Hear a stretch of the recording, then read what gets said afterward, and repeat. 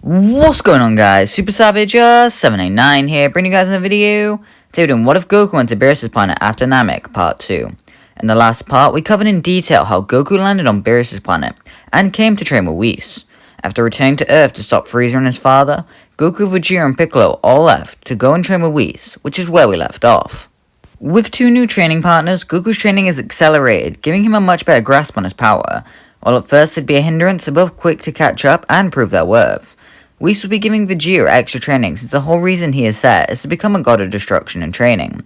This training wouldn't necessarily be all about getting stronger, but discipline training so he knows what to destroy and what not to.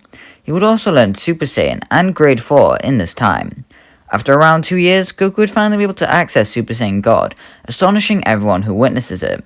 Beerus awakens, sensing the Crimson power, and comes out to face Goku. Of course, he'd body him, but he can feel the immense growth in power that Goku has had. Motivated to catch up, combined with the extra training he had, Vegeta shortly after also achieved Super Saiyan God. He and Goku would be able to spar all out in this form, quickly learning that this isn't all there is. They could go even further and reach new heights. Piccolo would be rather disappointed when watching the 2 Saiyans grow. While he did unlock God Ki, he doesn't have any transformation to allow him to get significant buffs, leaving him in the dust. Whis would tell Piccolo though that there is something everyone can achieve that Goku and Vegeta will struggle to learn: Ultra Instinct. This intrigues Piccolo, and while he doesn't learn how to use it, he does make sure to attempt it every so often. During this time, Whis would also make frequent trips to Earth, where his and Bulma's friendship would develop the same. They would feast and become good friends. Piccolo would also have to return to Earth during these trips to go and get new foods for Whis, as per their deal, which is rather hard for him since he doesn't eat. With help from Gohan though, I'm sure it wouldn't be too hard. On Earth, everyone would be much weaker without any motivation to train. They have no clue about the androids and don't have any threats out in space, so they can spend this time relaxing. During this piece, it's like that Yamcha would slide back into Bulma's life, and while they aren't back together, their feelings are definitely returning for one another. One day, an explosion would go off in a remote city, leading to Earth's Z-Fighters all heading there. As they meet up, Krillin tells Gohan to go and try and contact his dad. If it's something they can't handle, the Earth will be in trouble. Gohan nods and begins collecting the Dragon Balls. When arriving, the humans will begin evacuating all civilians to avoid casualties. Yamcha would run into 2 teens and tells them that it's not safe for them there, making them both laugh. As Yamcha looks confused, the male of the 2 kicks him square in the chest, shooting him through a few buildings. Yamcha stands up, realizing that these are the cause of the explosions. Tenshinhan and Krillin and Chaozu all head to where they sense Yamcha's ki, and begin trying to help fight the androids. These would be the future androids, so they'd be much less merciful than their regular counterparts, meaning that our heroes will be in trouble. Meanwhile, Bulma would hold up to the sky a delicious dessert, catching the attention of Whis. He would alert the others to the presence of the androids, with Goku and Piccolo immediately prepared to return to Earth. While Vegeta doesn't want to, he figures that he might as well check out what is causing Earth's forces so much distress. So the 4 would all head to Earth. Since Bulma's already summoned Whis in the gang, Shenron isn't needed to teleport Goku and them to Earth.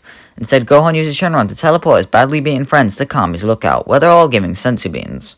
Whis, Piccolo, Goku and Vegeta arrive on the lookout, where they greet the Z-Fighters. They're all happy to see them, exclaiming how they can go and stop the androids now. Before Piccolo can agree though, Goku cuts him off and says no. Everyone is confused at what Goku means, asking if he's gone mad. He explains that if they're going to be off planet, the Earth will need strong fighters. Goku tells Yamcha, Krillin and Tenshinhan that Whis will train them in the Room of Spirit in time, if they come out after 8 months, since the food won't last that long. While Whis doesn't really want to, Goku promises to give Whis food better than ice cream, and so Whis would gladly accept. The angel takes the trio inside the room and would then begin training them. From this training, everyone would get a boost in power, learning God Ki in the process. This would significantly make them stronger. After leaving the room, Goku would take Gohan inside to Time Chamber to train. The training would lead to Gohan learning Grade 4, normal, but he'd also learn God Ki during this time, finding the power amazing. They ended up leaving somewhat early with no need to continue their training. Gohan, Tenshinhan, Yamcha and Krillin would fly off to go and confront the androids. It wouldn't take long to get their attention, firing explosions of random debris until the androids arrive. While initially cocky, the androids are quick to learn their mistake as they get easily bodied. 17 and 18 both lay next to each other, badly damaged at the mercy of the Z-Fighters. Tenshinhan places his hands in a Kiko-Ho formation and begins charging up, but Krillin steps in the way, telling him to wait. He begins trying to convince Tenshinhan to give them a second chance. He'd of course be conflicted, especially when Gohan begins backing Krillin up. Begrudgingly, he lets them go, with him telling the androids to never show their faces again. They would take the chance and fly away. Meanwhile, Vegeta would want to know what the fuss is about in the time chamber. He tells Goku to come in with him, but he refuses. Piccolo walks over and tells Vegeta that he's going in, and so the duo would enter. While neither would train with each other, they would both get stronger, doing their regular training in solitude. After leaving the time chamber, Whis would be ready to leave. Goku would decide to rest on Earth for a couple of days to see his friends and family, before returning to Beerus' planet with Whis and Vegeta. Piccolo, however, decides to stay on Earth, as he can only further his training alone. In the 7 years, a few interesting things would occur. Piccolo would be trying to achieve Ultra Instinct, and would be getting pretty close. With help from Kami, it's likely he'd get brief glimpses of the form, however he wouldn't be able to hold it or maintain it for long.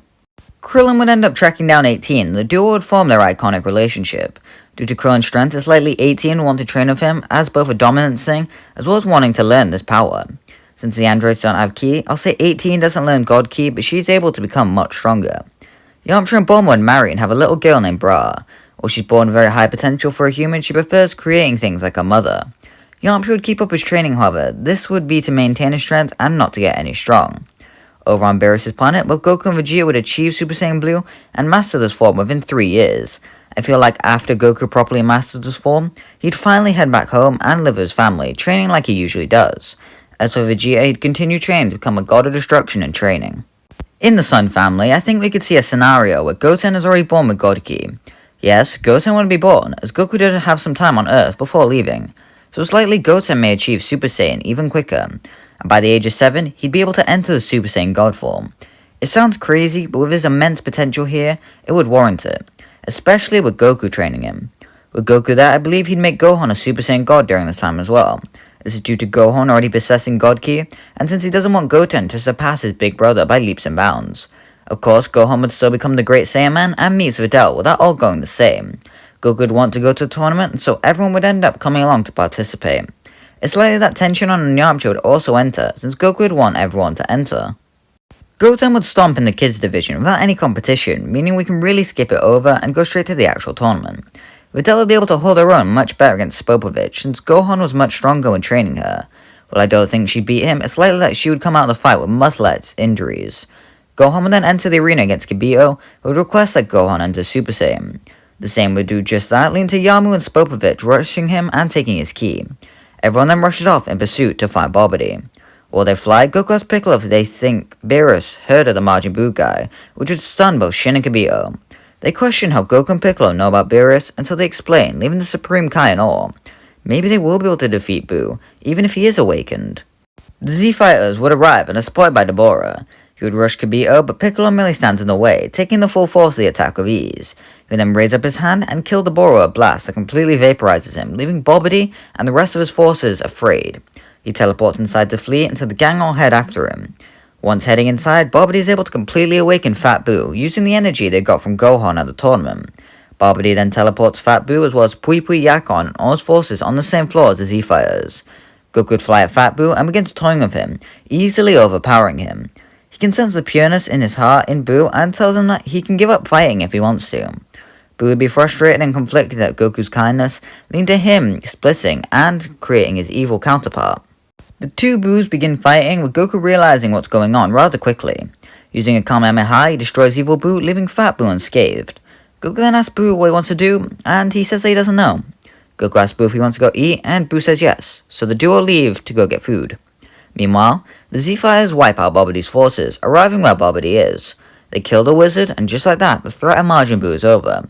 As a thank you, the Supreme Kai would offer training to Piccolo, who would pass it up, telling Gohan to take it.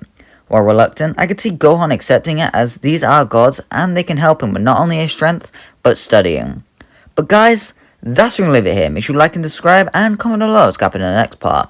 If you like it, make sure you hit the like button, as it does help out the channel and it makes part 3 come even quicker. And yeah, bye!